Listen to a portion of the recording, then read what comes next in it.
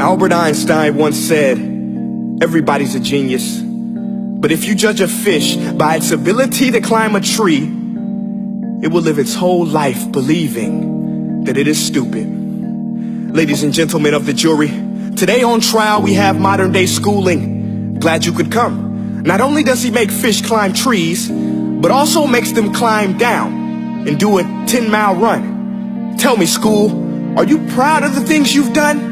Turning millions of people into robots, do you find that fun? Do you realize how many kids relate to that fish? Swimming upstream in class, never finding their gifts, thinking they are stupid, believing they are useless? Well, the time has come, no more excuses. I call school to the stand and accuse him of killing creativity, individuality, and being intellectually abusive. He's an ancient institution that has outlived his usage. So, Your Honor, this concludes my opening statement, and if I may present the evidence of my case, I will prove it. Proceed. Exhibit A. Here's a modern day phone. Recognize it? Here's a phone from 150 years ago. Big difference, right? Stay with me. Here's a car from today, and here's a car from 150 years ago. Big difference, right? Well, get this. Here's a classroom of today, and here's a class we used 150 years ago. Now ain't that a shame? In literally more than a century, nothing has changed. Yet you claim to prepare students for the future? But with evidence like that, I must ask, do you prepare students for the future or the past? I did a background check on you and let the record show that you were made to train people to work in factories, which explains why you put students in straight rows, nice and neat, tell them sit still, raise your hand if you want to speak, give them a short break to eat, and for 8 hours a day, tell them what to think. Oh, and make them compete to get an A letter which determines product quality, hence grade A of meat. I get it. Back then, times were different. We all have a past. I myself am no Gandhi.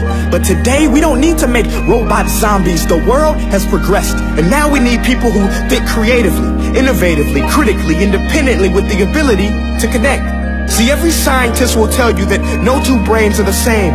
And every parent with 2 or more children will confirm that claim.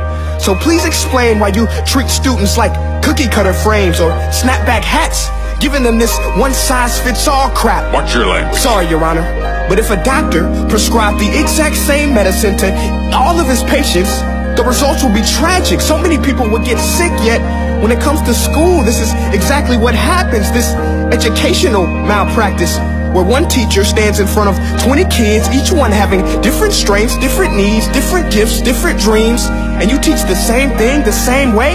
That's horrific. Ladies and gentlemen, the defendant should not be acquitted. This may be one of the worst criminal offenses ever to be committed.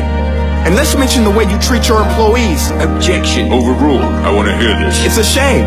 I mean, teachers have the most important job on the planet, yet they're underpaid? No wonder so many students are short-changed. Let's be honest.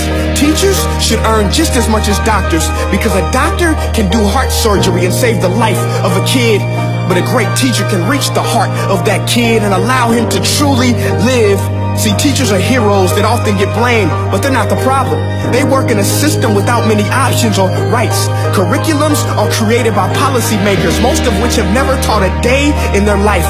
Just obsessed with standardized tests. They think bubbling in a multiple choice question will determine success. That's outlandish. In fact, these tests are too crude to be used and should be abandoned, but don't take my word for it. Take Frederick J. Kelly, the man who invented standardized testing, who said, and I quote, "These tests are too crude to be used and should be abandoned." Ladies and gentlemen of the jury, if we continue down this road, the results will be lethal. I don't have much faith in school, but I do have faith in people. And if we can customize healthcare, cars, and Facebook pages, then it is our duty to do the same for education, to upgrade it, change it, do away with school spirit, because that's useless. Unless we're working to bring the spirit out of each and every student, that should be our task. No more Common Core. Instead, let's reach the core of every heart in every class. Sure, math is important, but no more than art or dance. Let's give every gift an equal chance. I know this sounds like a dream, but countries like Finland are doing impressive things. They have shorter school days. Teachers make a decent wage. Homework is non-existent, and they focus on collaboration instead of competition. But here's the kicker, boys and girls. Their educational system outperforms every other country in the world.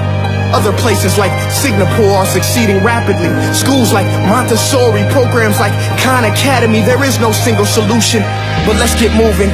Because while students may be 20% of our population, they are 100% of our future. So let's attend to their dreams, and there's no telling what we can achieve. This is a world in which I believe, a world where fish are no longer forced to climb trees. I'll rest my case.